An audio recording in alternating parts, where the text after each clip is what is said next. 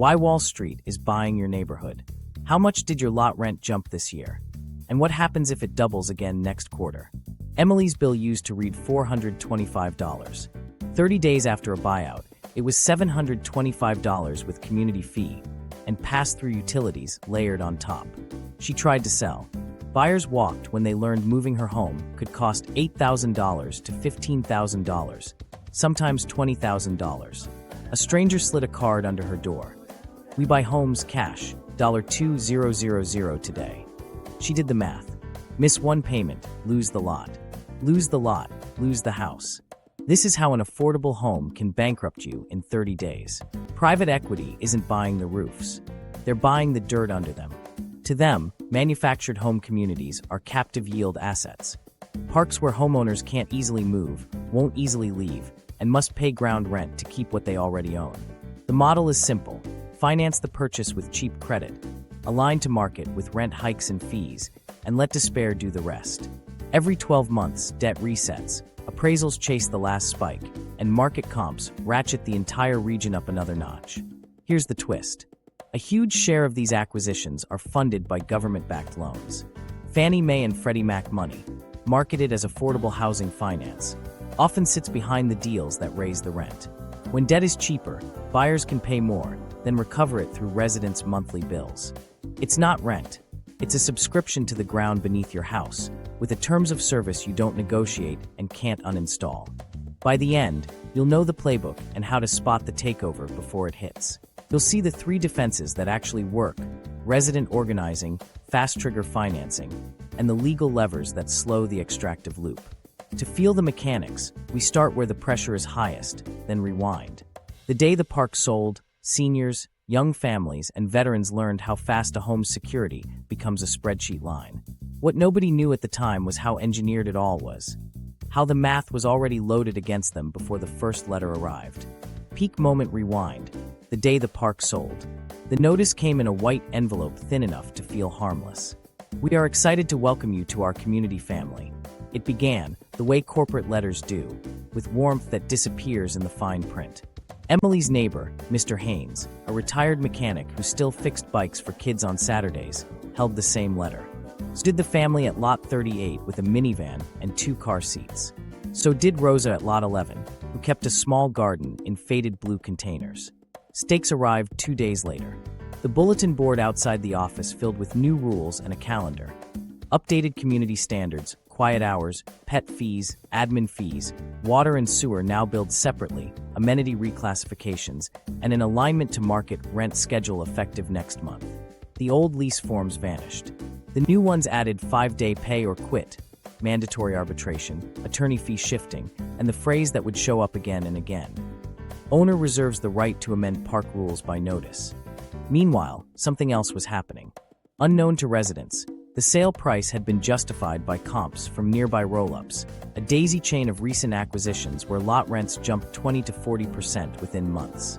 An appraiser had walked the streets, taken photos of clean lawns and satellite dishes, and typed up a number that would float like a ghost over every kitchen table in the park. Action moved quickly because it had to. Deadlines don't wait, and the park's new owners needed net operating income to match the projections on their term sheet. Within weeks, lot rent letters hit mailboxes. Emily's $425 became $600 with pass-through utilities and a $25 community support fee. Mr. Haynes' rent went to $590 plus $18 for trash. The family at Lot 38 lost their grace period entirely. Payment was due on the 1st, late on the 2nd, and a 5-day notice on the 3rd. They did what people do when survival becomes logistics. Emily cut groceries and delayed a dentist visit. She called the number on the bill to argue that the water leak near her spigot wasn't hers. The customer service agent read a script about third-party billing. Rosa sold her extra garden tomatoes. Mr. Haynes did more bike repairs, bought cheaper chains, and told kids to ride safe. The family in the minivan picked up another weekend shift. Everyone hoped this was a one-time correction. It wasn't. A second letter came with market alignment phase 2. That's when home values tilted. Manufactured homes are built to be moved, but not cheaply and not often. Movers wanted deposits residents didn't have, and the community required code upgrades residents couldn't afford.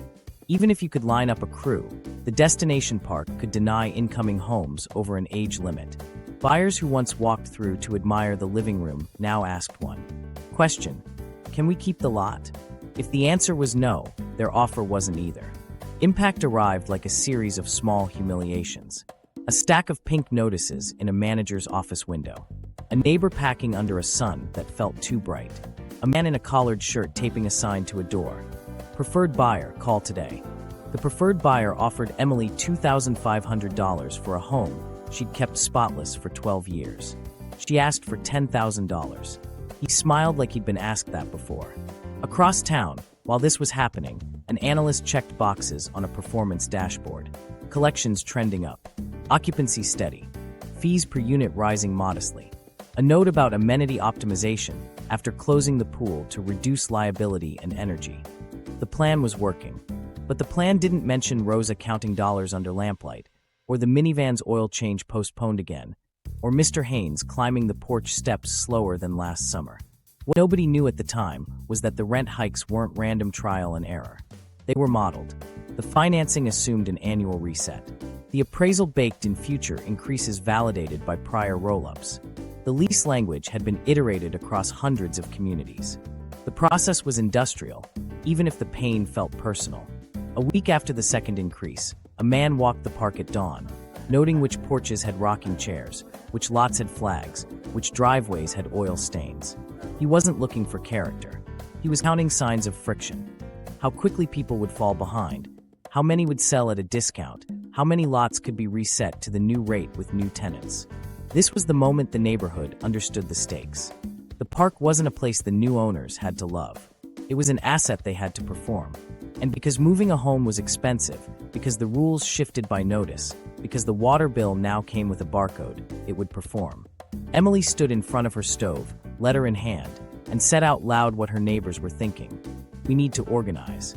She pulled a pen from a junk drawer and wrote 3 names on the back of the envelope. Rosa, Haynes, Lot 38. Then she added a 4th. The number at the bottom of a flyer someone had posted by the mailboxes about legal aid. She wasn't sure how to fight a spreadsheet. She only knew that if they didn't try, it would keep going. The yield machine. Why parks are Wall Street's favorite captive asset. From an investor's perspective, Emily's street isn't a neighborhood. It's a spreadsheet that behaves. The people are homeowners, but not of the land. That single detail changes everything.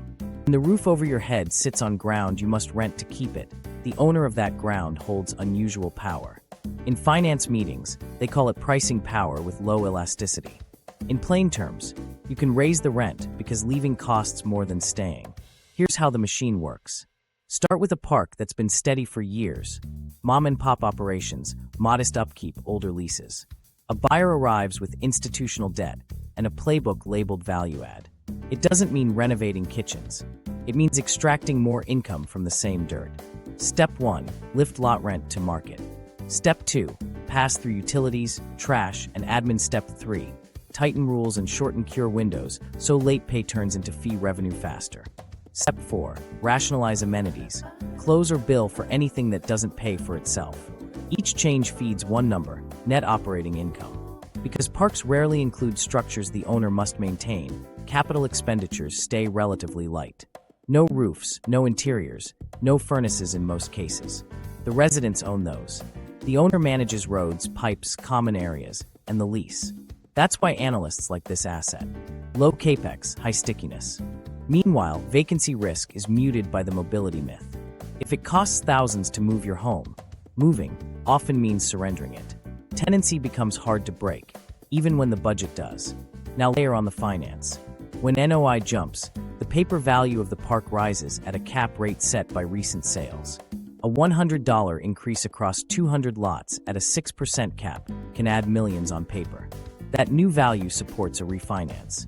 Cash out, reduce cost of capital, by the next park, repeat. Bankers call it growth. Residents call it the moment the second letter arrives.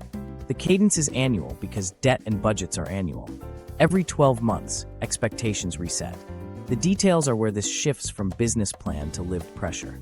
Automatic escalators slip into leases, pre-scheduling rent bumps beyond market conditions. 5-day pay or quit clauses shorten the time between a bad week and a court date.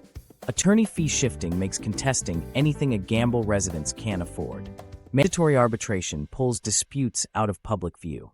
Master lease addenda let owners layer fees without reopening the base rent debate. None of these sound dramatic. Together, they tilt the floor. What nobody outside the loop sees is how market gets made. An appraiser tours a handful of recent acquisitions where rents rose last quarter. Those comps justify the next hike here. The next hike here justifies the one down the road. Appraisals chase appraisals until a region harmonizes upward. Wage growth rarely keeps pace. The spreadsheet doesn't track that. Microstories play out inside the model's margins. A single mom misses by 2 days. A $75 late fee hits. A retiree pays the lot rent, but can't absorb the new water bill. The account slides into arrears. The park posts a bright flyer about preferred buyers. The discount buyback resets the lot for a higher-paying tenant. Turnover, once a risk in apartments, becomes a feature here. Legacy rents vanish. New leases arrive at the top of the range.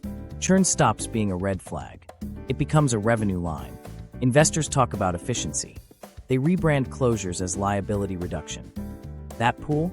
Too costly, close it. The community room? Repurpose or rent it. Dog fees, extra vehicle fees, gate fob deposits, admin charges for electronic payment, paper billing charges for those without internet. The nickel-and-diming of airlines, except you can't choose another airline next month. You stay, or you sell to the flyer guy. Meanwhile, the owner's costs are predictable. Insurance for the park, not the homes.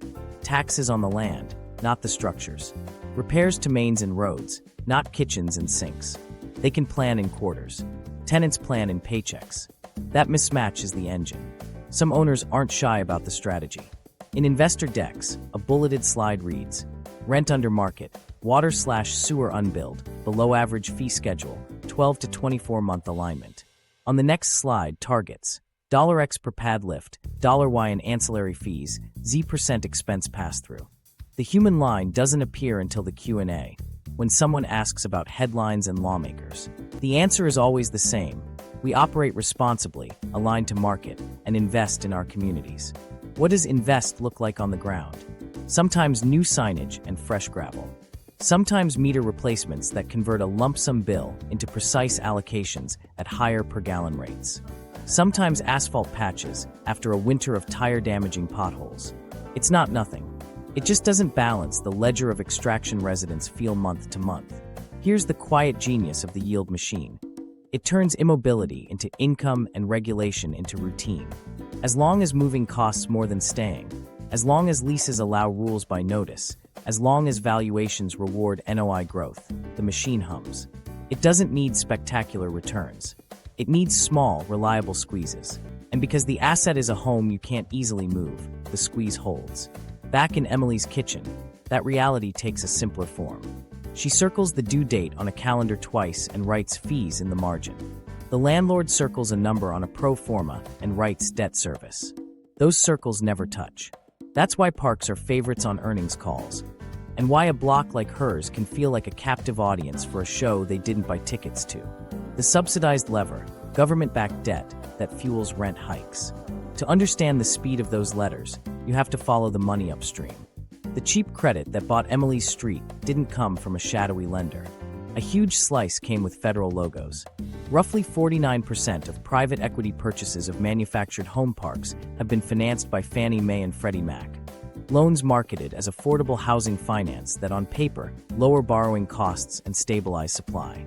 In practice, that cheaper debt lets buyers pay more, then recover the premium through residents' bills. Here's how it moves from a desk in DC to a mailbox by Lot 11. A fund lines up an agency-backed loan under banners like workforce housing or affordable communities. The interest rate is better than they'd get elsewhere. That lower rate fattens the pro forma, which justifies a higher purchase price. The appraisal leans on comps that already include recent rent spikes. The deal closes. The debt service clock starts. The only lever the new owner controls day one is income. So the alignment to market plan runs on schedule. Meanwhile, the covenants that were meant to protect affordability rarely reach the kitchen table. Instead of hard rent caps, they tie to broad benchmarks like area median income or require a handful of units to meet vaguely defined tests. They don't stop pass-through utilities, amenity reclassifications, or fee stacking. They don't ban 5-day pay or quit or attorney fee shifting. A community can satisfy a paper standard while the real price to live there rises faster than any index can catch.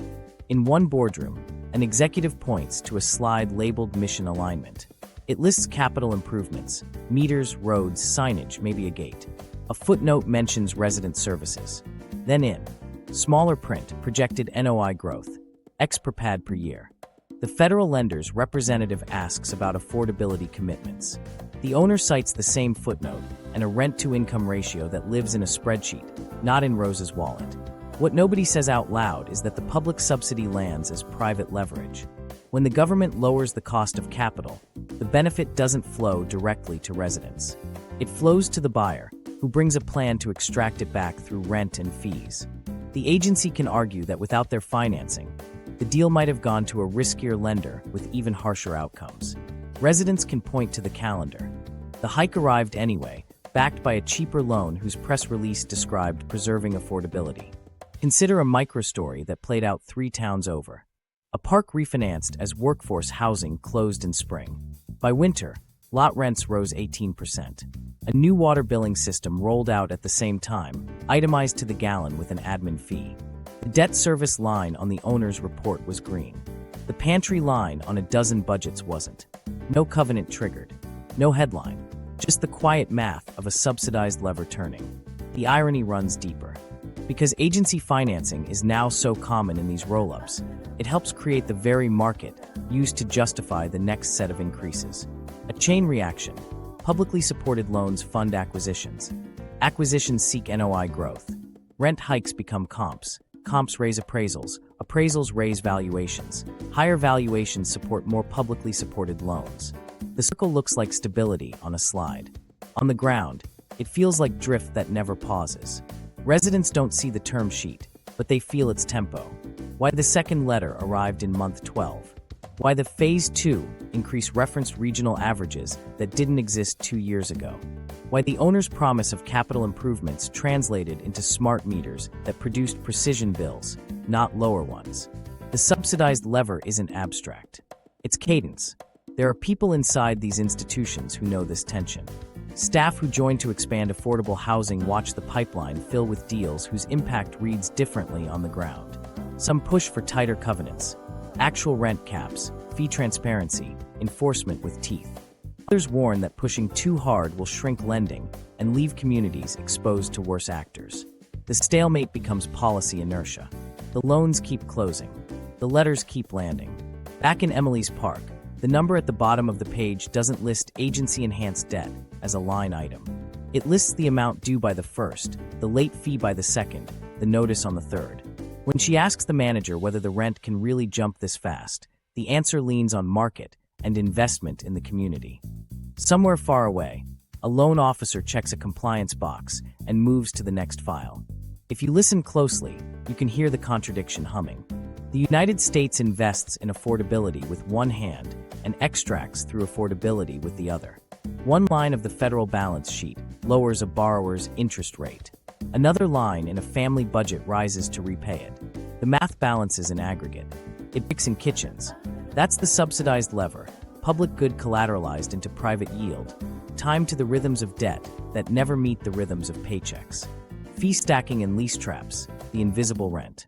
The first increase feels like the hit. The second is where the fine print starts charging rent. Emily thought she could tighten the budget and make it work. Then the bill changed shape. The base lot rent stayed bold at the top, but new lines appeared underneath. Water, sewer, trash, admin, processing, community support. Each with a dollar sign and a reason that sounded official. The total wasn't a $100 hike anymore. It was $168 this month, and probably more next. Here's how the invisible rent works. Parks roll out submeters and third-party billing. Water that used to be bundled becomes itemized to the gallon, plus an administrative fee. Sewer, once a flat line, now passes through at cost with an added charge for service management.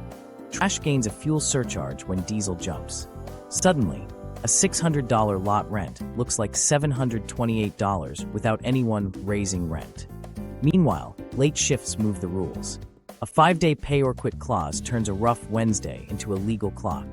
If you're due on the 1st and your paycheck lands on the 4th, a $75 late fee hits, followed by a notice fee, then an attorney fee that's billable even if you cure. In the lease, attorney fee shifting means if you contest a charge and lose, you pay both sides. Most people don't roll those dice. They swallow a fee that shouldn't have been there. Mandatory arbitration hides the fight. Disputes leave the courthouse and slip into private rooms where precedent doesn't build and neighbors can't watch. Rule changes by notice. Let owners post a memo. No more street parking after 9 p.m., new pet registration, new vehicle permits, and bill for compliance. These aren't theoretical. They arrive on cardstock with a logo and a deadline. An airline would call it unbundling. Base fare low, pay for bags, seat boarding. Except this isn't a flight you can skip. You live here. When Emily asked why water cost more after the meters, the manager said, "Now you only pay for what you use." That sounded fair until the admin fee made her careful showers feel like donations to a software vendor.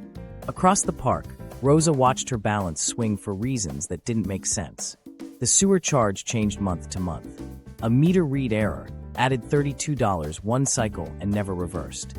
When she called, the representative explained industry standards and transferred her to a voicemail.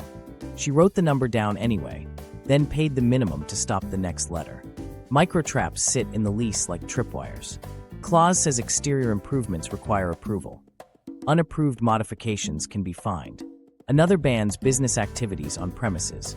Mr. Haynes's bike repairs now violate the rule. A pet policy requires breed certifications at the resident's cost. A vehicle rule limits spaces. The minivan's second car carries a monthly fee. Each line is small. Together, they turn life into a meter. Then there's RUBS, ratio utility billing systems, where the park divides a master bill by some formula. People per home, square footage, unit count. If the main line leaks, everyone pays more. If an owner delays fixing a break, the bill still comes due plus admin. When residents ask for a plumber's report, they're told it's proprietary. Transparency is the one thing never itemized. This was the moment everything changed for Emily. Not when the rent went up, but when she realized the total could drift without warning. That's when the flyer on the board offering a fixed payment plan looked like safety. The plan charged $10 a month to freeze admin fees for 6 months. She almost signed before legal aid circled a clause. Missing one payment voided the deal and reinstated every deferred charge retroactively. What nobody knew at the time was how standardized this had become. The same billing company serviced parks 3 counties over. The same lease template showed up in a state 800 miles away. The fee codes matched. The scripts matched. Residents were improvising against a system that didn't need to. An analogy fits here because it's ordinary. You own the car. The road sets tolls. Overnight, the road adds a camera fee, a lane access fee, a vehicle data management fee, and a safety enhancement surcharge. You still drive to work. You still pay the toll. You just stop asking why, because the answer is a laminated card at a booth. Meanwhile, complaint cycles become a second job. Some parks require grievances in writing within 48 hours of billing. The portal times out. The printer's out of ink. The manager says corporate handles that. Corporate says review in 30 days. The late fee arrives in 5. Lease says you agreed to this when you signed. And you did, because saying no meant moving a home that costs $5,000 to $20,000 to move. While that was happening across town, an owner pitched investors on ancillary revenue optimization. One line read, utility recapture. Another, fee discipline. The slide deck showed a modest arrow up and to the right. On the ground, it was Rosa counting coins, Mr. Haynes putting away his wrench at dusk, and Emily learning that the rent she could see wasn't the one that decided her month to distressed sales. It starts small. A Friday paycheck posts late, the card declines at the pump, and the lot rent clears on Monday instead of Sunday. On Tuesday, a white slip appears under the door, 5-day pay or quit. The fee is $75. The notice fee is $25. If payment isn't in by the 5th day, attorney fees begin accruing, billable even if you cure. The lease language you initialed on page 9 makes those charges stick. For Emily, the first late month becomes 2 in a row when the new water bill spikes, and the technician says the park side of the line is within normal tolerances. She pays what she can, half rent plus water. hoping good faith buys time. It doesn't. The ledger in the office doesn't parse good faith. It totals numbers. The next slip is pink. The line that matters says balance due in full. A payment plan is available, the manager adds, with a $10 monthly administration fee and a clause that voids the deal if you're late once, reinstating every deferred charge retroactively. Meanwhile, a file opens at a law firm that represents the park. It's template work: prepare the unlawful detainer, attach the account statement, schedule the hearing. The attorney's bill starts at a few $100s, recoverable under the lease's fee-shifting clause. That number will end up in a judgment, even if a resident pays to stop the eviction. It's leverage that fits in a single sentence: contest and lose, pay both sides. By week 3, the tone shifts. A preferred buyer card appears on Emily's steps again. Same number, different name. Cash today, the voice promises. Avoid court, avoid a judgment. $2,000 if you sign this week. He knows the math. The park's rules make moving the home costly and slow. The calendar makes delay expensive. Anxiety does the rest. It's not just the fear of a sheriff at the door. It's the risk that a judgment could wreck a credit score and a job application. "I'm not trying to take your home," he says. "I'm trying to help you keep your life moving." Across the street, Mr. Haynes sees the same car at lot 38. The buyer's script works because it was written for this moment. Right after the 5-day window closes, just before the court date, when the least bad option looks like surrender. The offered number is a fraction of the home's replacement cost. The buyer knows that too. He's not buying a structure. He's buying time, paperwork, and a path to a reset lot. Here's how the loop closes. The resident sells under duress, $2,000 for a home that took years of paychecks to furnish. The preferred buyer, sometimes an affiliate, sometimes a regular who knows the office staff by first name, takes title. The park posts a sign: home available. A light rehab follows: new skirting, paint, a pressure wash, fresh blinds. 2 weeks later, the home lists for $24,000 on a flyer at the entrance. A new tenant arrives on a new lease at the new aligned lot rent. Add application fees, a security deposit, and a move-in orientation charge. The ledger shows a win. The line item called turnover now lifts revenue. For the owner, churn isn't a blemish. It washes legacy rents off the books and replaces them with higher-paying tenants more quickly than waiting for annual increases to compound. The delinquent file becomes a downstream revenue stream. A short cure window, layered fees, and attorney cost recovery aren't just collection tools. They're conversion tools that move a household off the lot and bring another on at a better number. In investor updates, the phrase reads blandly: rent roll optimization. What nobody sees unless they're watching patterns is how the timing synchronizes across parks run by the same operator.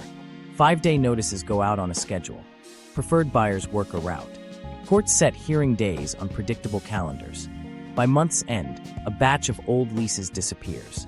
By quarter's end, the average lot rent ticks up. The NOI line follows. Refinancing talks begin. Meanwhile, residents carry the other side of the math. A judgment, if it lands, makes the next apartment application harder. A skipped-out note in the file becomes a reference manager's share. Cashing the $2,000 check covers a security deposit somewhere else, but seldom with enough left to catch up on utilities or replace a fridge that didn't survive the move. That's if there's a move. Often, what follows is doubling up with family, a long commute, a car that wasn't ready for it. Emily sits at the table with legal aid and reads terms out loud. Mandatory arbitration means challenging the fees in public court is off the table. The payment plan resets if she's late once. The rule change by notice clause means the pet fee she didn't see coming can't be fought retroactively. The options shrink. She could sell to the flyer guy and preserve her credit. She could fight and risk a judgment. She could hope for a miracle between now and the 5th. This is the part of the system that doesn't make the brochure. How easy it is to turn a missed paycheck into a distressed sale. How quickly a home becomes leverage. How neatly the loop captures value in both directions. On the way in with higher rent, on the way out with cheap inventory. In another neighborhood, a $2,000 buyback and a $24,000 resale would be a scandal. Here, it's Tuesday. The loop persists because it's quiet. No sheriff's truck if the sale happens first. No court record if arbitration absorbs the noise. Just a sign that changes hands, a balance that zeroes out, and a ledger that balances in favor of the model. Emily sees it differently. She sees a ladder pulled up one rung. She circles the court date and the phone number for the co-op organizer a friend texted. She's not the first to face the loop. She doesn't want to be the 100th to fall through it. From subprime to substrate, how 2008 trained the rollop. To understand why Emily's Park felt so familiar to lenders, we need to go back to the last time a basic need was turned into a yield engine. After 2008, the finance world swore off the wildest parts of subprime, then quietly looked for stability that still scaled. They found it in things people couldn't stop paying for. First single-family rentals, then ground rent under manufactured homes. Mortgages became bonds. Now the substrate, the land itself, became the bond. Here's where the playbook rhymes. In the housing boom, lenders engineered cash flows by slicing mortgages into tranches and selling them as securities with predictable coupons. Risk was spread on paper, concentrated in real life. When the market froze, investors learned that smooth curves hide sharp edges. In the aftermath, capital still needed places to live. It wanted what analysts called recession-resilient cash flows. Rent checks fit that. Ground rent fit it even better. Meanwhile, something else was happening. Single-family rentals proved that Wall Street could manage thousands of homes using software, call centers, and standardized leases. With those logistics in place, the next step was to find an asset with higher stickiness and lower capex. Manufactured housing communities looked perfect. Residents owned the structures, paid to maintain them, and rented the pads beneath. The owner's job was pipes, roads, billing, and the lease terms that turned late pay into leverage. What nobody knew at the time, outside of deal rooms, was how much securitization logic had crept into this corner. Portfolios of parks were assembled across states, cash flows modeled down to the fee code, and debt layered at the holding company to boost equity returns. The language shifted from neighborhoods to platforms, from tenants to households, from managers to operators. A spreadsheet could compare NOI per pad, the way an old CDO model compared prepayment speeds. The link to 2008 runs through ratings and oversight, too. Back then, models blessed mortgage pools based on historical performance that didn't account for systemic shifts. Here, appraisals and debt sizing relied on market alignment, assumptions validated by recent roll-ups, rent comps based on last quarter's spikes. If an operator hit the plan, everything penciled. If wages lagged or lawmakers blinked, the model didn't have a cell for Rose's grocery bill. Then came the part finance loves, repeatability. Mom-and-pop parks across the country had similar economics. A buyer could deploy the same lease, the same fee schedule, the same billing vendor, and the same 5-day cure window from Ohio to Arizona. Scale didn't require granite countertops. It required templates. And because moving a home could cost $5,000 to $20,000, vacancy didn't behave like apartments. Elasticity sat on one line of a deck and explained 100 decisions. Investors built language to sanitize the squeeze. Under-market rent turned a community into a missed opportunity. Water recapture framed billing shifts as fairness. Amenity optimization translated to closures. Resident services meant emails about payment portals. It wasn't cynical in the room. It was orderly. Risk was hedged with insurance, interest rate caps, and diversification across metros. The only unmodeled variable was what it felt like inside a kitchen when the second letter landed.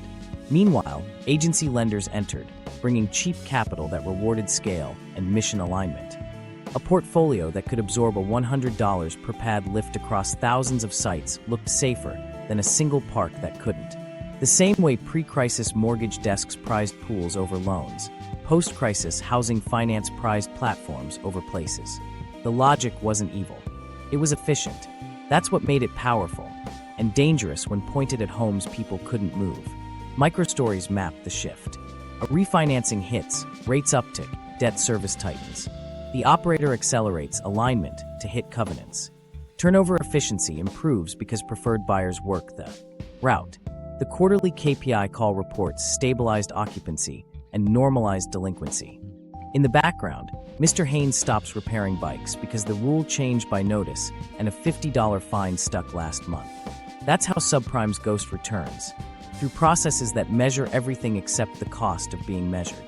While that was happening across town, a private credit fund pitched exposure to land lease communities as a diversifier with low beta to GDP. The chart looked calm. No jagged cliffs, just a steady climb of NOI. The asterisk didn't mention Emily's 5-day window or the admin fee that ate her buffer. Securitization thinking had done its job. It turned many small squeezes into one smooth revenue line. This was the moment everything changed for lawmakers who started paying attention. Hearings pulled operators into rooms where market alignment had to be explained in English. Agency lenders were asked why affordable housing dollars financed rent spikes. The answers were careful. We follow guidelines. We invest in infrastructure. We preserve communities. All of which can be partly true. None of which resolves the core tension. When necessity becomes a product, the product behaves like a bond, and bonds don't care about kitchens. Back at the park, the residue of 2008 sits in the lease. Automatic escalators, fee shifting, arbitration. The arc from subprime to substrate runs through those clauses. It's the same design principle. Convert human need into standardized cash flows, tranche the risk across entities, and harvest the spread. The numbers work. Until they don't. And when they don't, places like Emily's Street absorb the first shock long before a spreadsheet notices. The mobility myth, why just move your home, is a trap. On paper, the answer sounds simple. Don't like the rent. Move the home. In kitchens like Emily's, that advice lands like a bad joke. Moving a manufactured home isn't a weekend project. It's a specialized convoy. Cruise detach skirting, disconnect utilities, brace the frame, lift, block, and winch. Then there's transport permits, pilot cars, and reinstallation. Quotes come back in a range that stops conversations. $5,000 to $20,000, often $8,000 to $15,000, before you fix what breaks along the way. Start calling movers, and the trap gets tighter. Some parks restrict outside contractors. Approved vendors only, the office says, handing over a short list with long lead times. Approvals can hinge on proof of insurance in amounts the small crew you can afford doesn't carry. If you push, the manager points to a clause. Owner may deny access to protect community infrastructure. The road is theirs. The driveway is yours. You can own a house and still need permission to leave it. Even if you line up a crew, the destination can say no. Many parks deny incoming homes over an age limit. 15 years is common, 20 if you're lucky and the siding still shines. Others require code upgrades before they'll accept a unit. Tie-down systems, electrical panels, fire-rated doors, skirting specifications you didn't plan to replace. The mover's quote doesn't include those. The receiving park's intake inspection can turn a move into a remodel you can't fund. Call around and you meet the other gatekeeper, vacancy. That affordable park across town is full. The list is closed. The one with openings is 20 miles farther and aligned to market already. You could pay to escape a hike only to land where the base rent starts higher and the fee schedule matches the one you're fleeing. You don't choose between pressure and relief. You choose between pressure here and pressure later. There's also physics. A home that's been set for 15 years doesn't like to move. Frames can twist. Drywall cracks. Plumbing shifts. Roof seams separate. Insurance exists, but deductibles eat budgets, and claims adjusters debate whether the damage was pre-existing. You can watch a house that felt permanent become fragile in an afternoon. Movers warn you honestly. We can do it. We can't promise it'll be the same. Meanwhile, park rules give leverage even when you try. Need to prep the home? Management must pre-approve all exterior work. Need to stage materials? No storage on lawns. Need extra vehicles for the move crew? Parking by permit and fee. Every step runs through a desk that answers to the owner's timeline, not yours. If the lot account is past due, some parks won't release the home until the balance zeros. The rules call it a lien on improvements. It feels like a hand on the doorknob. People try to sell instead. That's when the mobility myth turns into a pricing trap. Buyers ask one question: can the home stay? If the answer is yes, they'll talk numbers. If the answer is no, the offer drops to what a mover will charge plus a headache premium. A good, clean, older unit can attract families if it sits on a stable lot. Move it, and its value sinks to whatever a distant park will accept, and what? Your bank account can float while you hunt. Rosa learned this in a week of phone calls. One manager said her 1998 model was too old for our standards. Another asked for a $3,500 deposit to consider an exception. A third emailed design guidelines like a boutique subdivision, color palettes, porch dimensions, fascia materials. None were laws. All were policy. Policy decides who belongs. Policy charges for deviations. The legal map doesn't rescue you. Federal HUD standards preempt local building codes for the construction of the home itself. They don't preempt park admissions, aesthetic rules, or age screens. Those live in landlord-tenant law and private covenants. In short, Washington certifies the house. The driveway gate belongs to the owner who posts the sign. An analogy fits because it's blunt. You own the car. The toll road sets the price each exit. It can block your lane for safety and charge you for the transponder. You can take surface streets if you know them, if they exist, and if your tank holds. Most people stay on the road they're on, even when the meter rises. Emily stood at her kitchen window and looked at the skirting she painted last summer. She tried to picture crews pulling it off, jacks under joists, a pilot car idling at dawn. She pictured a manager at a new park ticking a checklist with a pen. She added numbers in the margin of an envelope and stopped when the total crossed 5 figures. The myth didn't free her. It priced her in place. That's why the flyer under her door wasn't an insult. It was a trap disguised as a favor. Time to arrive just after hope runs out and before the 5-day window closes. Law loopholes and the preemption problem. If you're looking for the rule that keeps this fair, the map won't help. Manufactured homes sit under federal HUD standards for how the house is built. But the ground lease, the pad you rent, the rules you live by, the process that can push you out, belongs to state and local landlord-tenant law. That split is where the leverage lives. HUD preempts local building codes for construction, but not admissions, lease terms, or fees. So an owner can deny an incoming home for age or aesthetics. They can require design standards, impose new community rules by notice, and shorten cure windows because that sits in landlord-tenant law, not in the federal code that certified the roof over your head. The home is protected at the factory. The driveway gate is not. Residents ask about rent control. The answer depends on a patchwork. Some states ban it outright. Some allow it with carve-outs that exempt manufactured housing. Some require a ballot measure, then pair it with vacancy decontrol. So protections end the moment a lot resets to a new tenant. In places with stabilization, loopholes do the heavy lifting. Base rent is capped, but pass-through utilities, admin fees, amenity charges, and mandatory community services ride outside the cap. Invisible rent grows where the law doesn't look. Just because eviction sounds strong until you read the carve-outs. Non-payment plus fees equals cause. Substantial rule violations can mean late paperwork, a missed pet registration, a bike repair counted as an unpermitted business. Cure windows shrink to 5 days. Attorney fee shifting flips the risk. Contest and lose. Pay both sides. Most people sign payment plans with landmines because the statute protects the words they initialed, not the room they signed them in. Park closure laws exist, but timing favors the owner. Notice periods might be 6 months, sometimes a year. Relocation assistance funds are undercapitalized, first come first served, and slow. By the time checks arrive, movers are booked and destination parks have raised intake deposits. Owners who want a faster exit can repurpose. Close amenities, tighten rules, lift fees, and let vacancy drift until conversion looks like relief. The statute measures closure. Policy measures pressure poorly. Meanwhile, HUD preemption creates a paradox. Cities can't use their building codes to block HUD-certified homes. So they use zoning instead. No manufactured housing in single-family districts, onerous setbacks, large minimum lot sizes, or design standards that mimic site-built housing. Even where state law pushes for inclusion, local ordinances stall through process. Hearings delayed, studies commissioned, staff directed to review again. Supply stays tight. The market alignment argument grows teeth because the market never gets new teeth of its own.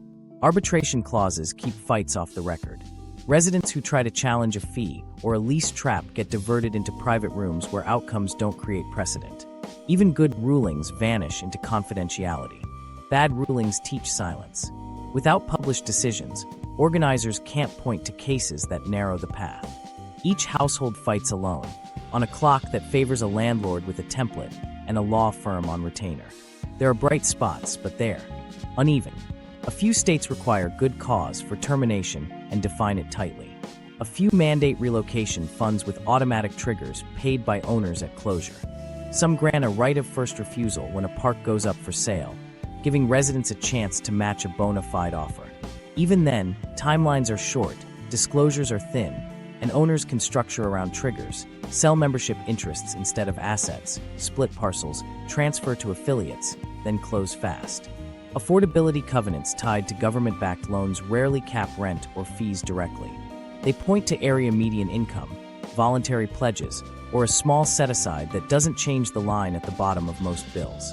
Enforcement often sits with a distant servicer, not a local judge. If residents can file a complaint, the process runs on agency calendars, not eviction clocks. The letter lands before the covenant does.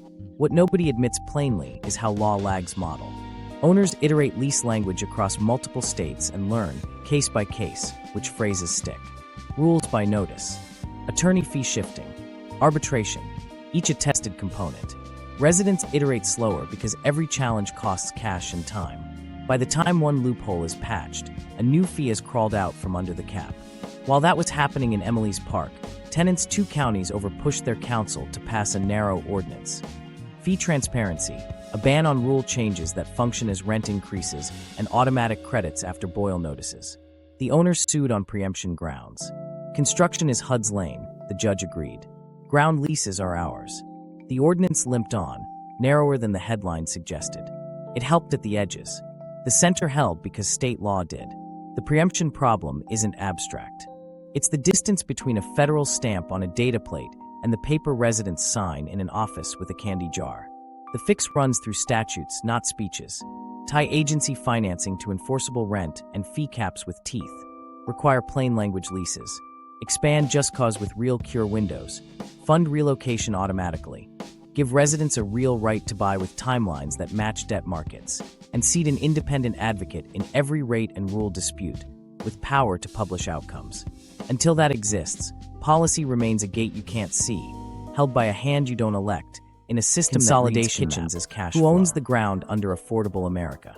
While Emily counted dollars, maps on investor walls filled with dots.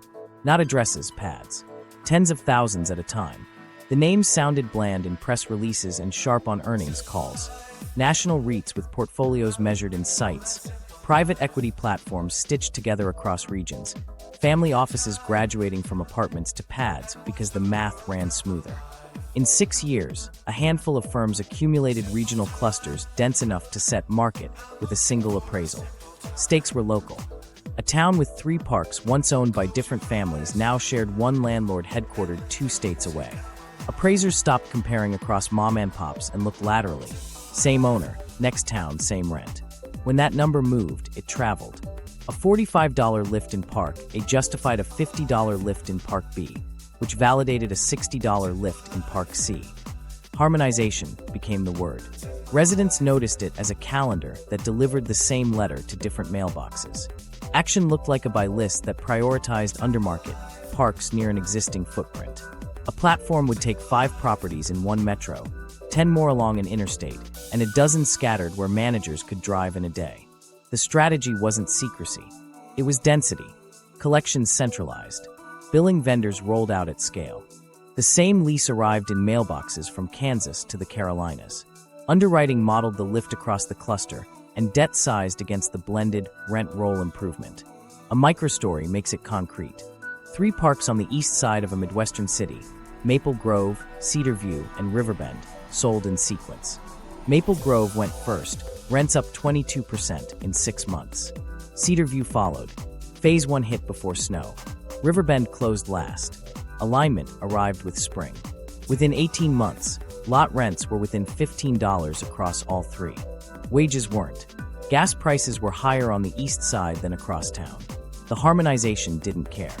Impact rippled beyond bills. Regional clusters concentrated political leverage. When residents asked a council for help, the owner sent one attorney to speak for thousands of pads. When advocates requested disclosures, they met a public relations team with scripts about stewardship. When an appraiser called, the owner pointed to portfolio comparables and operational consistency. The sentence that mattered most hid in the background. Lender covenants that assumed NOI growth. The owner's duty to debt ran faster than a city's duty to voters. What nobody outside deal rooms appreciated was how consolidation rewrote valuation. A single park selling for a rich price moved comp lines modestly. A cluster commanded portfolio premium logic, lower cap rates for scale, higher appraised value per pad, and debt terms that rewarded platform over place.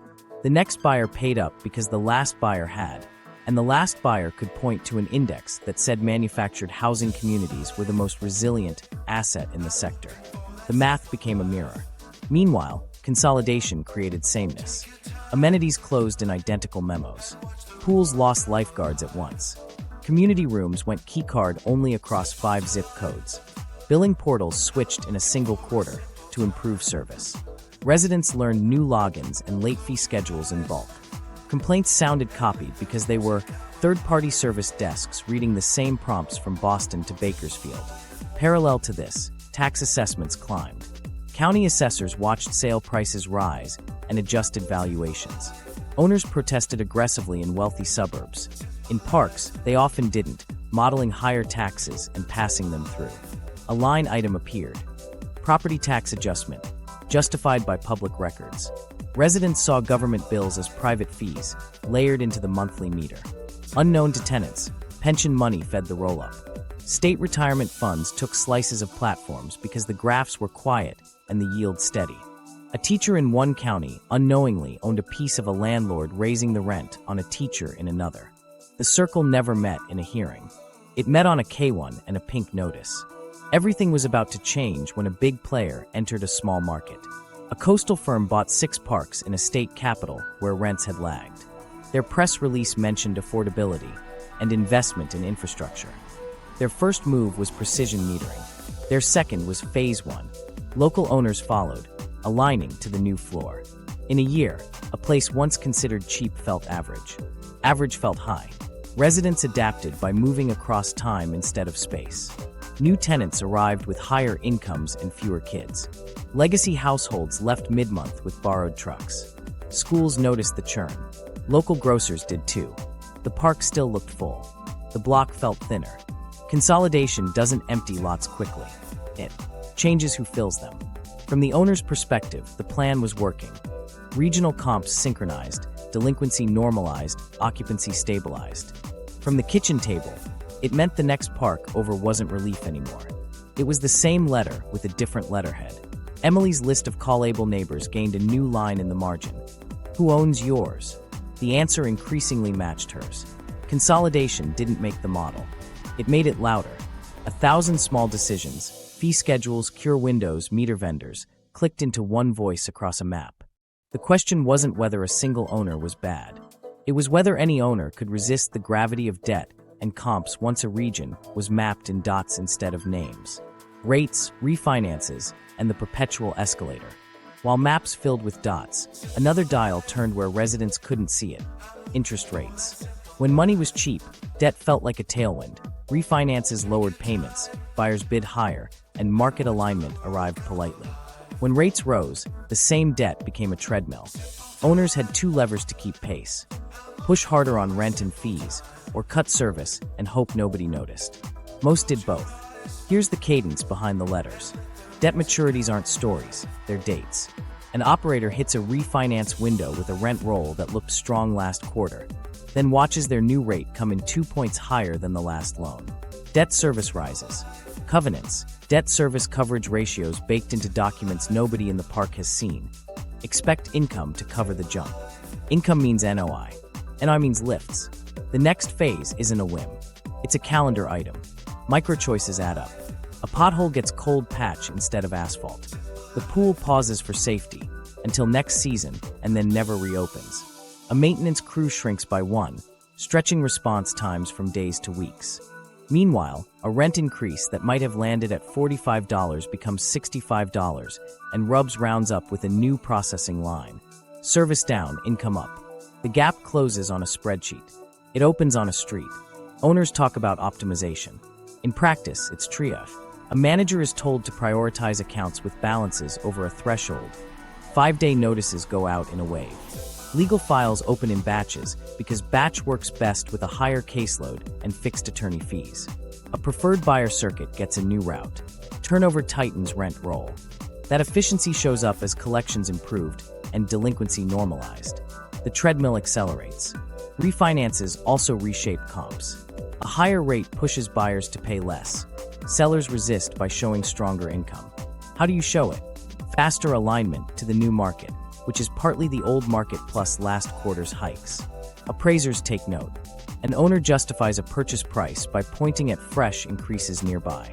The appraisal validates the number. That number sets value. Value sets loan size. The new loan sets the next expectations. The escalator climbs without moving an inch. In Emily's Park, the shift showed up as quiet neglect. Streetlights flickered longer before repairs. The office window posted temporary staffing shortage more often. The bulletin board featured reminders about online portals instead of community notices. You could still pay in person, with a new $5 walk-in fee. Kids still rode bikes, just around larger cracks. Mr. Haynes stopped patching flats for free after a warning letter about unauthorized business activities, which arrived the same week as Market Alignment Phase 3. Across town, a different owner hit their wall and pulled a harder lever, amenity closures justified by rate hikes. Insurance renewal came in hot after storms raised premiums region-wide. The response arrived as liability management. Shut the pool, lock the community room, ban trampolines, and tighten parking with $20 permits per vehicle. Residents felt punished for weather. An investor update read, operating expenses mitigated, NOI preserved. What nobody outside the loop sees is how these cycles synchronize. Rates rise in Washington, cap rates wobble in underwriting models, debt service ratios tighten in loan docs, escalators click on in leases, 5-day notices queue up in county systems. In a month, 1,000 kitchens across 3 states find the same extra $20 on a bill and the same pothole in the street. Meanwhile, an earnings call praises resilience. Code for residents absorbing shocks debt holders won't. There's a feedback loop on the upside too.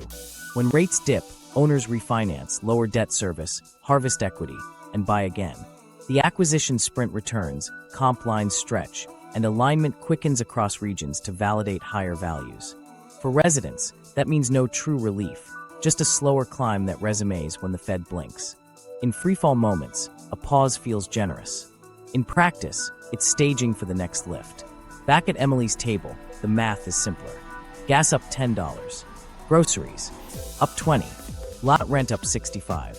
A leaky faucet costs an afternoon of hold music. The portal charges $3 to pay. She circles the due date, then the refinance rumor someone mentioned at the mailbox, a word she'd never had to care about. The treadmill under her home has no motor she controls. She only knows it's moving because each month requires more motion to stand still. Human cost ledger. Who pays and how it shows up. The numbers never land alone. They show up as skipped pills and bent calendars. Start in Emily's Park, then move across the map, because the pattern repeats even when the names don't. Seniors cut doses in half to bridge a month. Parents add a shift and lose sleep. Veterans on fixed checks park under streetlights they know will flicker because the lot's safer than a couch that isn't theirs. Ruth is 74 and keeps her medications in a plastic bin next to coupons. Her Social Security hits the third Wednesday. The lot rent drafts the first.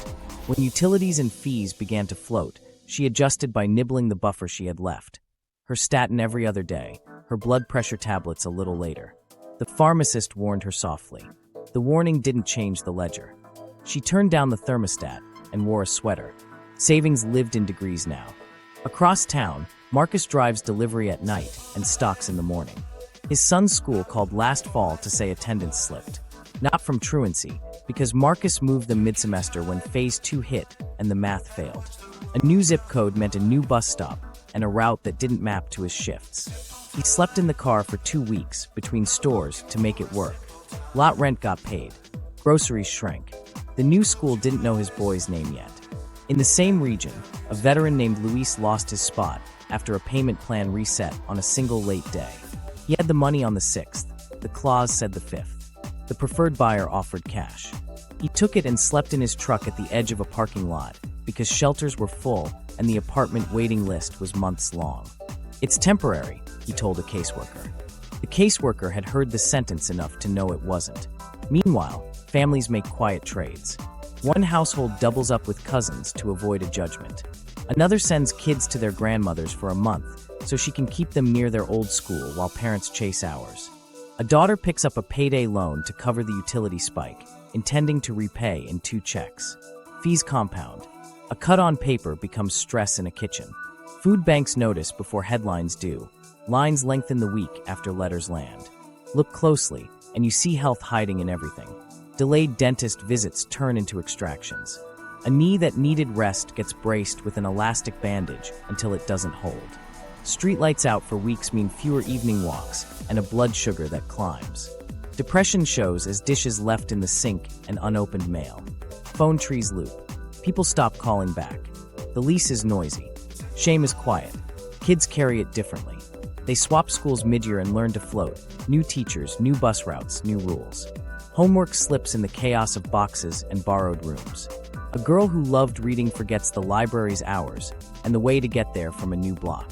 A boy who biked to Mr. Haynes for a repair finds the porch dark and the sign gone. Childhood becomes something negotiated. Can you stay after for practice if the ride fell through? Can you bring a note if the uniform doesn't match? Employers notice too. A warehouse line slows because 3 operators called out on the same morning rent drafted. A manager pulls a worker aside after a third tardy in 2 weeks, and here's a hallway version of the story. Portal fees, 5-day windows, payment plan traps, told without naming them. He wants to help. He doesn't control the treadmill, and neither does she. Meanwhile, cars tell the tale outside account statements. Oil changes get delayed, tires were bald, and the cheap fix for a rattling muffler becomes a ticket that eats half a week's food. A dead battery on the 1st becomes a cascade of late fees by the 4th. The lot fee now includes parking permits. An expired tag means a tow. The release fee is the rent of a room for a week. You can spiral in one winter. A nurse in a clinic notes addresses like Emily's and hears the same story in different voices. Blood pressure is up. Sleep is down. Stomach pain that might be ulcers or stress or both. She hands out a pamphlet for legal aid because someone slid one across to her at church. She knows the number by heart. She hates that she does.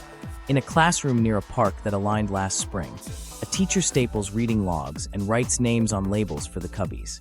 2 are blank because the students left last month, and the office hasn't updated records yet. She keeps their tags in a drawer in case they reappear in a week with new backpacks and tired eyes. She's built a small ritual for those days, a quiet hello, a seat near the front, a book they liked before the map changed. None of this shows up on an investor deck. It does show up at night when the house is quiet and the envelope on the counter glows under a lamp. A mother Googles residents' right to buy and finds a group 2 towns over. A grandfather writes a check and wonders if it will bounce because a payment processed faster than it used to. A veteran checks a door lock he installed himself and thinks about the dawn patrols he still wakes for. The human ledger isn't moral math. It's subtraction that lands in bodies and routines. The rent lifts in $25s. The cost comes in errands rearranged, clocks reset, blood pressures bumped, miles added to commutes, lunches skipped so kids can eat the fruit in their bags. The crisis doesn't arrive as a headline. It accumulates like interest. And then one day, people organize because math turned into something they can feel in their knees. Resident power, co-ops, right of first refusal, and public options. While letters stacked on fridges, a different kind of paper moved, petitions, bylaws, pre-approval sheets. The idea sounds improbable until you meet the people who did it. Buy the land together, lock the rent, and turn a yield machine into a neighborhood again. The spark usually starts with a rumor: the park is for sale. Someone tapes a notice to the mailbox cluster. A tenant texts a cousin who knows a legal aid attorney. A meeting forms in a church hall where folding chairs scrape linoleum and fear fills the air. A woman named Carla stands up and says what everyone's thinking. If they can buy us, why can't we buy this? The answer is timing and money. The solution is a playbook that already exists. It's called a resident-owned community, a cooperative that purchases the park and owns the ground under every home. The structure is simple to say and hard to do. Step 1, organize. Elect a board, draft bylaws, open a bank account. Step 2, secure technical help. Mission lenders and nonprofit TA providers walk in with sample bylaws, lender contacts, and a clock. Step 3, trigger your legal window. In states with a right of first refusal, residents can match a bona fide offer if they act fast. Without one, they can still bid, but speed matters more. The clock is brutal. Sellers want certainty, lenders want underwriting, families want answers. But when it clicks, the transformation is concrete. Rent doesn't freeze forever. It normalizes. Commercial owners averaged roughly 7.1% rent hikes last year. ROCs affiliated with national TA groups averaged about 0.9%. That single-digit difference is the gap between a pantry and a payday loan. It shows up in kids who don't switch schools mid-year and in tires replaced on schedule, not on credit. Emily sits at a co-op info night and hears a manager from another park say, "We thought we couldn't. Then we did." They talk plumbing, not politics, meter batteries, hydrant flow, the price of asphalt versus chip seal. Budgets go on a projector. Transparent. No mysterious admin line. If water leaks, the fix is a vote, not a pass-through. People who were treated like line items are now line editors. Financing arrives from places that didn't exist in their lives last week. Community loan funds, CDFIs, and state-backed programs willing to underwrite a park when the borrower is a co-op and the security is the land that made everyone captive. The rates aren't gifts. They're fair. And the covenants finally land where they should, on affordability tied to actual rents, not benchmarks that never meet a kitchen. Microstories travel fast between co-ops. In Lakewood, a board member shows a photo of their first annual meeting at the community room they reopened.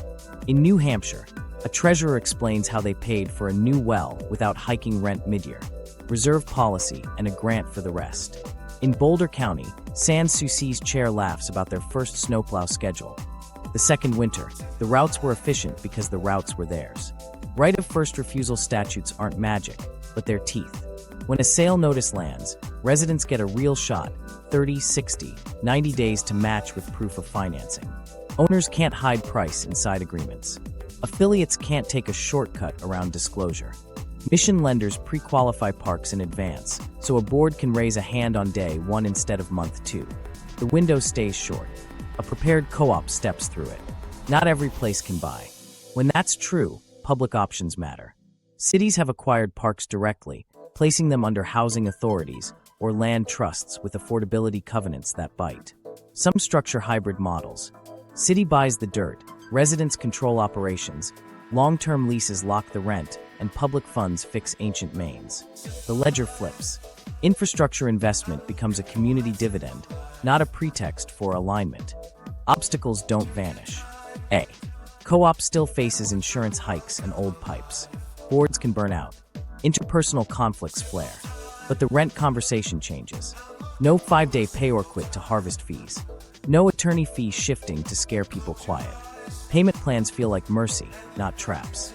Late happens. Penalties don't fund someone's refinance. Emily hesitates. She's never served on a board. Money is tight already. Then the organizer lays out the numbers on a single page. Co-op rent increase, projected 1% this year. Commercial sale, projected alignment to comps plus utilities and fees. The difference over 5 years is a used car, braces, and a summer where the kids stay in the same camp as last year. She signs the interest sheet. Meanwhile, the park's owner hears the rumble and tests tone. "We invest in our communities," the letter says. The co-op's reply isn't a slogan. It's an offer with financing attached. The seller realizes certainty now beats uncertainty later. Papers move. A notary stamps. The ground changes hands without moving an inch. What nobody knew at the time was how contagious relief can be. One ROC invites another to share bylaws. A council member champions right of first refusal after hearing an 80-year-old explain why she keeps soup in the pantry. A mission lender raises a larger fund. The average rent hike spreads downward. 0.9% feels like nothing until it replaces 7.1% across a zip code. A child notices exactly one thing. The bus stop didn't change. That's the power in resident power. Not a slogan, a spreadsheet with fewer sharp edges. A park that used to be a captive asset becomes a place again. And the letters on the fridge personal turn from notices, spotting the rollop, and hardening your budget. Before a letter lands, the ground changes in small ways. The first tell isn't rent. It's people you don't recognize walking the park with clipboards. Broker caravans on a Tuesday. An appraisal team taking photos of streets you've driven 1,000 times. a drone buzzing at dusk over the community room. Then come community standards memos that sound like tidying up, paint guidelines, skirting rules, parking decals, followed by a request for updated contact info and preferred payment method enrollment. The lease packet grows thicker. That's the rollup's shadow arriving before the sale closes. Your first defense is seeing it early. Keep a simple watch list pinned by the mailboxes. Unfamiliar cars with out-of-state plates parked outside the office, property management company names you don't know, utility meter crews installing new devices across multiple rows at once, and a title company asking residents for estoppel signatures. Ask the manager calmly, is the park being evaluated for sale? You may not get a straight answer, but tone shifts. Document what's posted. Photograph notices with dates. Save emails to a folder named park. Next, build a people map. Start a tenant phone tree, 10 names, then 20, then 50. Collect in-person and alternate contacts. Add languages spoken. Identify who can print, who has a car, who's good with forms. Include lot numbers and pet names because small details sustain momentum when stress spikes. Pick 2 points of contact per street, who can knock doors in an hour. When a letter hits, information outruns rumor. Then, read what binds you. Pull your lease and mark 4 clauses. Automatic rent escalators, fee schedules that can change by notice, attorney fee shifting, and mandatory arbitration. Circle cure windows, 5 days or longer, and late fee amounts. Highlight any rule changes by notice language. Take a photo of each page for easy sharing with legal aid. If you can, ask a housing counselor to host a read your lease night at the community room or the church down the road. Bring highlighters and snacks. Fear eases when text turns into terms you can plan for. On money, harden the basics now. If you're juggling bills, prioritize lot rent over unsecured debts. Creditors can call. A 5-day notice runs on a clock. Set a dedicated rent account at a separate bank with small auto transfers each payday, so the full amount sits ready by the 1st. Schedule payment 2 days early to dodge portal delays. Avoid paying by money order if your office misplaces them. Use a trackable method, photograph receipts, and save confirmations. If the portal charges, ask for a no-fee in-person option and get that policy in writing. Build a buffer labeled park. Aim for half a month's lot rent, then 1 month. Sell and use tools, list a bike, a couch, a spare lawnmower. Small sales add up faster than you think. If overtime appears, bank the difference for 3 cycles. If you receive a tax refund, peel off a slice and lock it away. An envelope under a mattress is fragile. A savings sub-account you don't see prevents impulse. The goal isn't perfection. It's 1 late week you can buy back. Preempt predatory help. When a flyer offers cash for your home today, add the number to a list titled Do Not Call. Share it on the phone tree. If pressure comes with a court date, tell 3 people before you reply. Never sign at your kitchen table without counsel present. Ask legal aid about payment plan terms that ban retroactive reinstatement of fees if you miss once. If a plan includes a void on 1 late day clause, negotiate. If they won't, weigh whether you're buying time or setting a trap. Set your emergency tree of who watches kids if you spend a morning at court, who can drive, who can translate. Pack a folder with ID, lease, ledger, notices, dated photos of your lot, and a list of every call you made with times. Courts like order. Bring order. Finally, prep options. Call 2 neighboring parks before you need them. Ask age limits, deposit amounts, intake inspection rules, and moving costs. Get written estimates from movers, even if you hope never to use them. Knowing that a move costs $5,000 to $20,000 is sobering. Knowing who charges what and when gives you leverage. If a sale rumor hardens, contact a co-op organizer or housing nonprofit now. Pre-qualifying your community for financing before a notice posts turns panic into a plan. And when nothing is urgent, keep living. Routine is armor. Policy fixes that bite, rewriting the incentives. If the model is built on leverage, templates, and timelines residents can't control, the counterweight has to live in law and money. Not slogans, mechanisms that change math at the kitchen table. Start where deals begin, procurement. Ban success fees for advisors who only get paid if a sale closes. When consultants profit from privatization, every memo leans that way. Require cities to publish full contracts, including related party agreements and fee schedules before votes. Post rate case work papers in machine-readable form so people can audit the math. Make missed project milestones trigger automatic bill credits for affected zip codes. No forms, no phone trees. Tie agency debt to enforceable affordability. If Fannie or Freddie touch a manufactured housing loan, hard cap rent and fee increases to a wage index, not a benchmark that floats above real pay. Add automatic de-escalators. If non-revenue water doesn't fall after metering, the allowed return steps down until it does. Make covenants public, enforceable by residents with a private right of action, and monitored by an independent advocate paid through a tiny system-wide assessment. Rate design needs teeth. Move from capital-only rewards to outcome-based returns. Fewer boil notices, faster repairs, lower energy per gallon. Cap fixed charges. Decouple revenue from volume without turning conservation into punishment. And sunset riders, unless reauthorized in a full case. Outlaw rule changes by notice that function as rent increases. Guard the capital stack. Ban dividend recapitalizations and leveraged buyouts of manufactured housing communities. Set debt-to-asset caps that suspend payouts when breached. If an owner claims market alignment, require a value-for-money test that includes tenant income, not just comps. Give residents a clock that matches deals. Pass right of first refusal with real timelines. Disclosures up front, 90 to 120 days to match. No affiliate workarounds. And pre-qualify parks through mission lenders so boards can raise a hand on day one. Fund statewide acquisition pools so co-ops aren't racing Wall Street with baked sales. Protect survival. Expand Just Cause with real cure windows, ban attorney fee shifting for routine disputes, and prohibit shutoffs during heat and cold emergencies. Seed an independent consumer advocate in every state with power to intervene, publish outcomes, and fine owners who hide behind arbitration. The point isn't punishment. It's alignment, rent as shelter, not a bond payment, and a system that stops reading kitchens as cash flow. The coming flashpoint, when yield collides with reality. The numbers have been tightening like a belt. Wages lag. Insurance premiums jump after storms. Interest rates wobble enough to make every refinance a cliff. Pipes under parks built in the 60s and 70s crack under heat and freeze.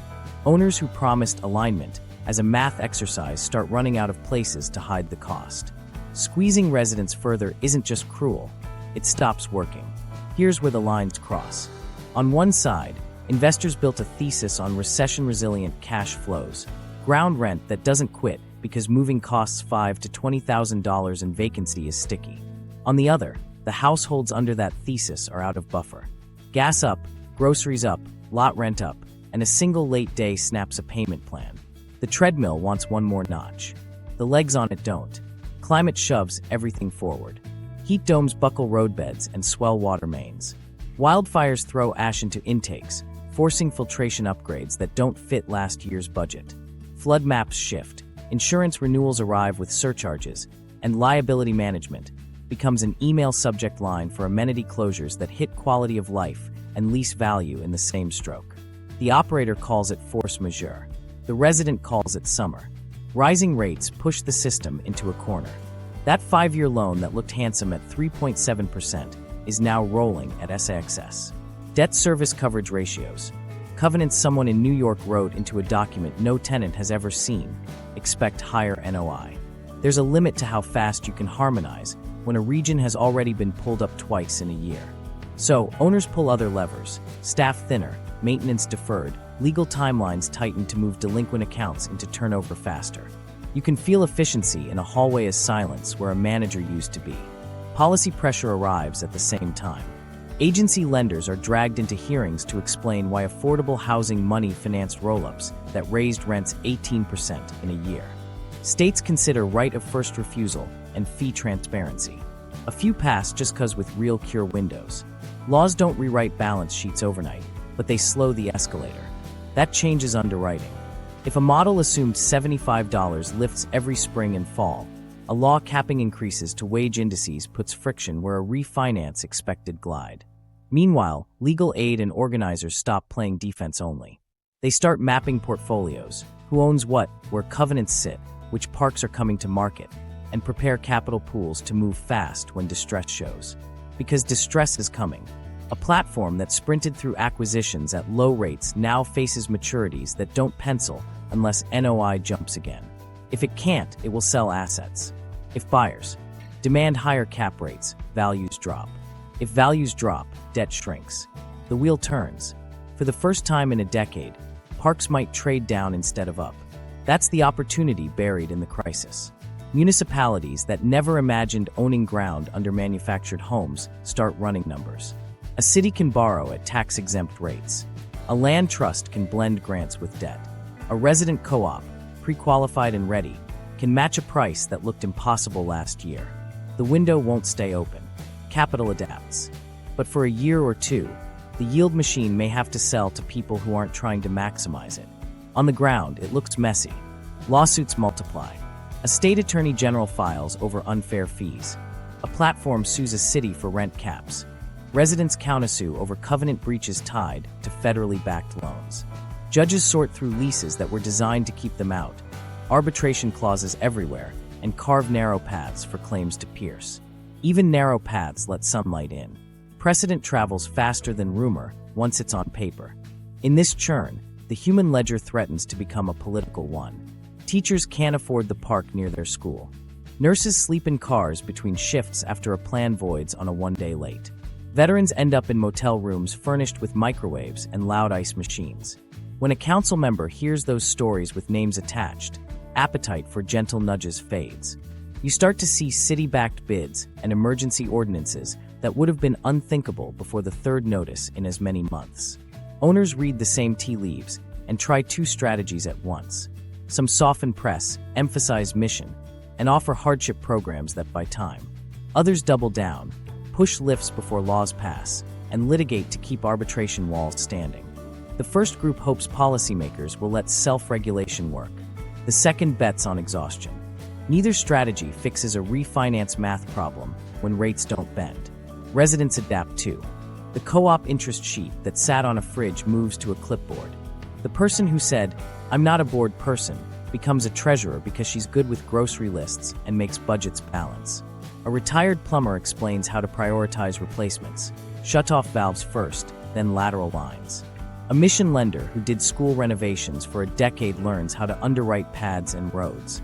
The system that once treated these places as yield starts to encounter people treating them as towns.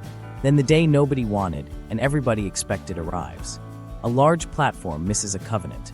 A lender grants a waiver with strings. Two parks in the portfolio list quietly.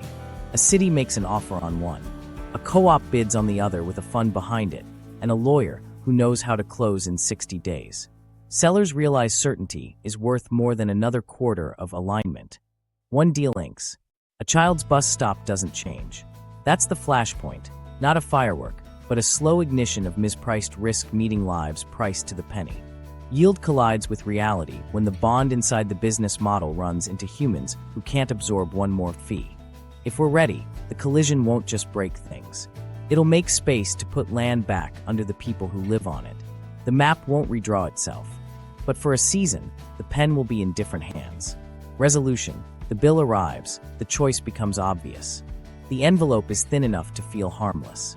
Emily opens it with a butter knife because she's trying not to tear anything else in her life this week. Another $85 up.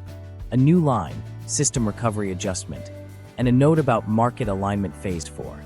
She reads it twice and sets it on the counter like it might move if she doesn't. She does the math like she always does. Gas, groceries, lot rent, school lunch deposits, the phone bill that crept up $5 last quarter. She pulls a pen from the drawer and draws columns on the back of the letter. There's a margin where she writes numbers she knows by heart. 8,000 on the low end, 15 on the high, to move the home. 5 days to cure. 1 day already gone. The calculation doesn't add up to dollars. It adds up to choices. At dusk, a knock. It's Carla from the co-op meetings, hair pulled back, clipboard under her arm, a quiet urgency in her voice that sounds like hope practiced enough times to be real. "We have a shot," she says, stepping in when Emily waves her through. Right of first refusal triggered at noon. 90 days. Financing is lined up if we can get signatures and a board tonight. She lays out a single page with the numbers in bold. Projected co-op increase, 1% this year, commercial sale, alignment plus fees. The gap over 5 years equals a summer camp, a break job, and the absence of fear in the kitchen. They walk to the community room under streetlights that flicker, and the door opens to a crowd that didn't need flyers. Mr. Haynes sits in the front row with a notepad. Ruth has a folder with her medications list tucked inside because she doesn't go anywhere without it now. Louise stands against the wall, arms crossed, jaw set. A woman from the mission lender clicks on a projector and puts the budget up in plain numbers. No glossy deck, just water lines, roadwork, reserves, and a mortgage that doesn't require anyone to pay by portal fee. Questions come like rain. What about the well? Someone asks. We budgeted for it, reserve plus a grant, the lender answers. What if people can't pay on time? The TA coach says. Then the board sets a policy that matches life, not covenants. Real cure windows, late fees that don't fund a refinance, payment plans that aren't traps. A retired plumber raises his hand and starts talking about valves, not votes. People nod. This is the first time a meeting like this wasn't a scolding. Across town, the owner's broker refreshes a dashboard and sees an email he didn't expect. Resident Association intends to match. Proof of funds attached. The certainty in the PDF is stronger than the spread he hoped to harvest with one last lift before close. He calls the seller. The seller asks one question he's never asked before. Does this get me out clean? When the answer is yes, the conversation turns from yield to timing. The board forms in the time it takes to pass a sign-up sheet. Emily signs for secretary because she writes neatly, and because someone has to keep the minutes people will read later when the room is quieter. They vote to authorize an offer. Carla knocks on doors while the printer warms up. Pens scratch. A neighbor offers to watch kids. Someone who has never spoken in public volunteers to call 3 people who don't have internet. The old bulletin board becomes a command center with sticky notes that say who has a truck and who has a spare coffee maker for tomorrow. Then the second envelope arrives, a different letterhead this time, a softer tone. We appreciate the community's engagement. We are evaluating options. Translation: the seller sees certainty. The board meets again, and the lender walks them through the last signatures. It's not a movie montage. It's late nights, takeout containers, the smell of dry erase markers, and a spreadsheet that finally has fewer sharp edges. The closing is as unceremonious as a notary stamp. There is no ribbon, just a small cheer that sounds like relief exhaled. The rent doesn't drop. It stabilizes. The pool doesn't reopen tomorrow. It's on the calendar for spring with a line item and a volunteer list. The skirting Emily painted last summer looks the same under a different kind of paper. A deed that puts the ground under her house in the name of the people who live on it. The first meeting under new ownership runs long. The agenda includes potholes, a review of the reserve policy, and a vote about late fees that nobody wants to collect. Mr. Haynes offers to teach kids to fix flats on Saturdays if the board waives the unauthorized business rule. They laugh and waive it. Ruth raises her hand and says, "Can we put the meeting schedule on paper for those of us who don't do email?" The secretary writes it down. The printer hums. The flyers look like the old notices until you read them. The difference is everything. Emily walks home under streetlights that will get new bulbs next week because the board put it first on the list. She stops at her mailbox and takes out one more envelope. It's blank inside, just a calendar, meeting dates, and a phone tree. She sticks it on her fridge with a magnet that used to hold late notices. For the first time in a year, the paper on her kitchen doesn't threaten. It invites. That decision, to buy the ground together, turns a captive rent stream back into a neighborhood with budgets, names, and a future you can plan for. If you want the toolkit that made Emily's Park possible, right of first refusal steps, sample bylaws, and lender contacts, subscribe and watch the next episode, where we break down the resident buyout playbook in detail. Your park's clock is already ticking. Don't wait for the next letter to decide who owns your